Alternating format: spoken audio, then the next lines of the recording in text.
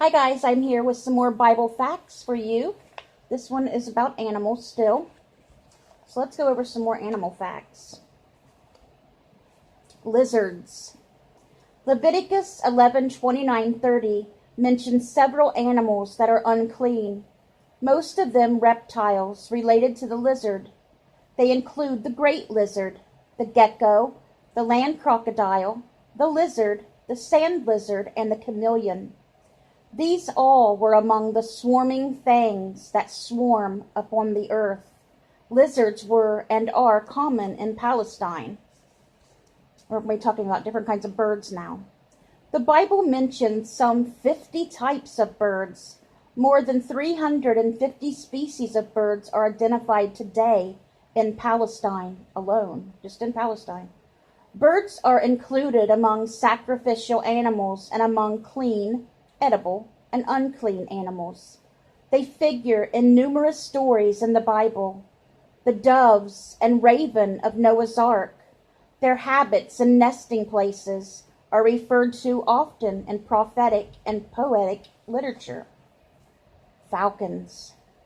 The falcon is a bird of prey.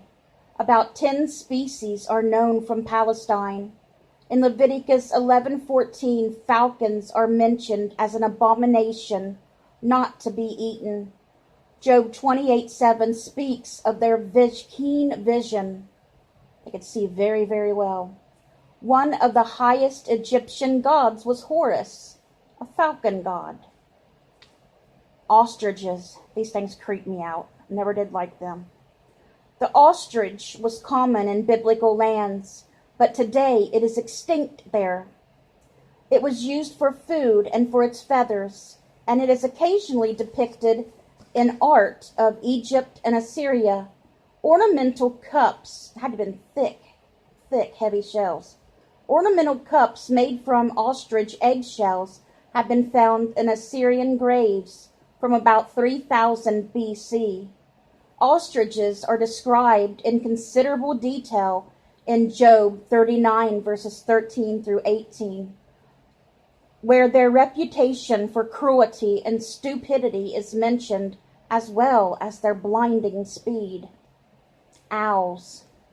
No less than 8 species of owls have been tentatively identified from the lists of unclean birds in Leviticus and Deuteronomy, including the eagle, owl, short and long-eared owls, wood owl, fisher owl, screech owl, little owl, and scops owl. The eagle owl is the world's largest, measuring up to 28 inches long. A beautiful sandy-colored desert variety is known from Palestine. Ravens. The raven is the largest member of the crow family, and it is first encountered in the story of Noah's flood, Genesis 8:7. It was one of the unclean animals, Leviticus 11:15. God's care for the raven was a symbol of his care for his people, and it also was a symbol of judgment and desolation. Hoopies. The hoopy is mentioned only twice in the list of abominations in Leviticus 11:19 and Deuteronomy 14:18. It is a beautiful bird, but it is filthy in its eating and nesting habits. Also, it was a sacred bird to the Egyptians. These facts probably account for its prohibition in Israel. It has spectacular plumage. Its beak is long, thin, and curved. Now let's read a little bit about doves and pigeons. Doves and pigeons were the most important birds in the Old Testament. They were used often in sacrifices. When pigeons were used, they were always young pigeons. You can see that in Leviticus 1:14. Noah sent out 3 doves from the ark to find land. The second brought back an olive leaf, a symbol of new life. Jesus talked about doves to symbolize guiltlessness when he said, "Be wise as serpents and innocent as doves." Matthew 10:16. Roosters. The common cock is mentioned once in the Old Testament in Proverbs 30:31, the strutting rooster. In the New Testament, Mark 13:35 mentions cockcrow as the signal for morning. The only other reference is to the cock that crowed when Peter denied Jesus. Remember that, don't you? Jesus told him that before the rooster crowed, Peter would deny him 3 times.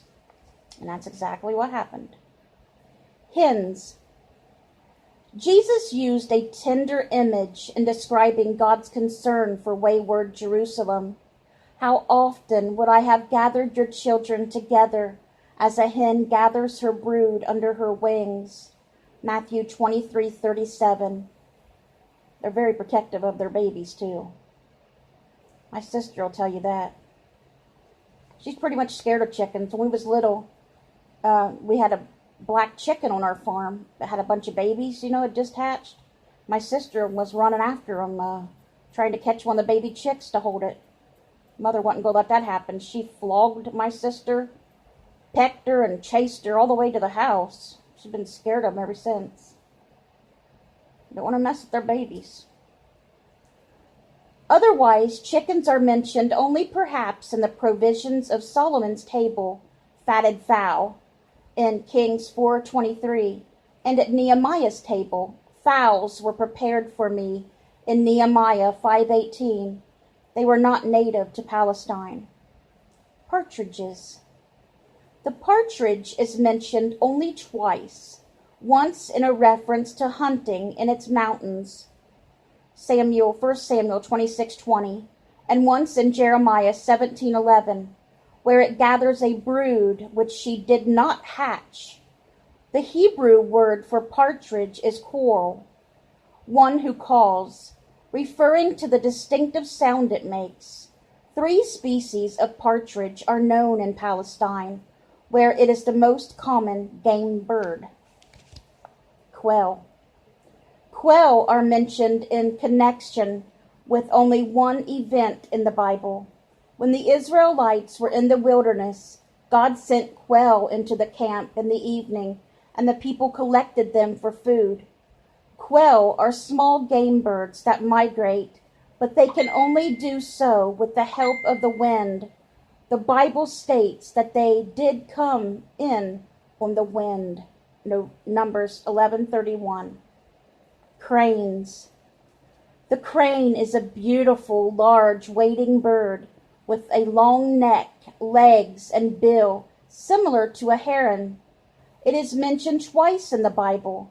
Isaiah 38:14 mentions its noisy call, and Jeremiah 8:7 mentions its regular migrating habits. Vultures. Hebrew and Greek each have only one word for vultures and eagles, since they are both large birds that fly high in the sky and are indistinguishable to common. You cannot mistake a vulture. Both were and are common in Palestine. Proverbs 30:17 mentions being eaten by vultures, and other passages mention vultures circling overhead.